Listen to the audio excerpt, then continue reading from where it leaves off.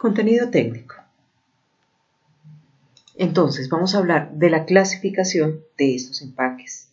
Vamos a hablar de los requisitos, algunas prohibiciones, en cuanto a reutilización y reciclado, qué podemos utilizar, qué podemos hacer, y algunas sustancias autorizadas. Clasificación. Teniendo en cuenta los grupos de materiales, objetos, envases y equipamientos, estos se clasifican en, primero, materiales plásticos incluidos sus aditivos, elastómeros y cauchos incluidos sus aditivos, celulósicos y sus aditivos, papeles, cartulinas y cartones incluidos sus aditivos, vidrios y cerámicas, metales y aleaciones, incluidos sus revestimientos como barnices, esmaltes y lacas. Esto en cuanto a la clasificación. Hablemos de los requisitos. Los materiales y objetos activos e inteligentes destinados a entrar en contacto con alimentos para consumo humano deben cumplir con los siguientes requisitos. Primero, las sustancias que modifiquen la composición o las características sensoriales de los alimentos deben cumplir con la normativa que el Ministerio de Salud y Protección Social expida para aditivos alimentarios.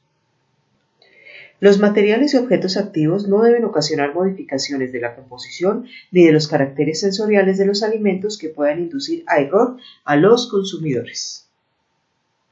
Los materiales y objetos inteligentes no deben contener información sobre el estado de los alimentos que pueden inducir a error a los consumidores. Los materiales y objetos activos e inteligentes destinados a entrar en contacto con alimentos deben llevar el rótulo, información que permita al consumidor identificar las partes no comestibles.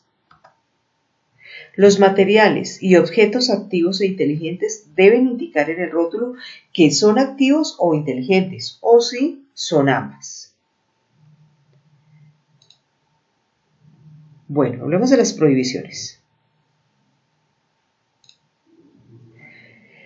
Los materiales que se prohíben para entrar en contacto con alimentos y bebidas son costales y fibras naturales o sintéticas que no sean de primer uso, envases de madera guacales que no sean de primer uso, tapones y otros objetos de corcho, sellos o guarniciones que no sean de primer uso. El empleo de materiales recuperados postconsumo o de descarte industrial como materia prima para la fabricación de materiales, objetos, envases y equipamientos destinados a entrar en contacto con alimentos y bebidas que puedan alterar la inocuidad de los mismos. En cuanto al reciclado y la reutilización. Para el uso de materiales reciclados y reutilizados se deben cumplir con los siguientes requisitos. Se permite el uso de materiales plásticos reciclados cuando el envase, objeto o equipamiento multicapa fabricado con ellos cuente con una barrera funcional que limite la migración al alimento y a la bebida de contaminantes. La barrera funcional debe ser apta sanitariamente. Su eficacia se debe cuantificar mediante ensayos de migración de los contaminantes u otros compuestos. Los materiales reciclados que sirvan para fabricar envases, equipamientos u otros objetos mono o multicapa deben ser sometidos previamente a un proceso de descontaminación o ultralimpieza. El material recuperado debe ser de grado alimentario.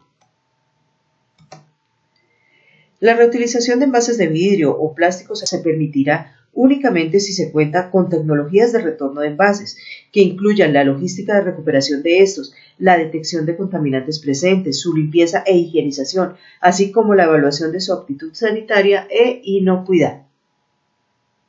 Se permite el uso de fibras celulósicas recicladas para la fabricación de envases primarios para frutas y vegetales con cáscara y las establecidas en el Reglamento Técnico de Materiales, objetos, envases y equipamientos celulósicos y sus aditivos destinados a entrar en contacto con alimentos y bebidas para el consumo humano, que expida el Ministerio de Salud y la Protección Social.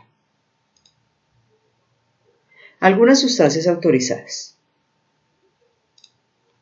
Entonces, las materias primas, sustancias, insumos y aditivos empleados en la fabricación de objetos, envases, materiales y equipamientos destinados a entrar en contacto con los alimentos y bebidas serán autorizados por el Instituto Nacional de Vigilancia de Medicamentos y Alimentos, INVIMA, de conformidad con el procedimiento que establezca esa entidad. Bueno, esto en cuanto a algunas sustancias autorizadas para la elaboración de materiales de empaque.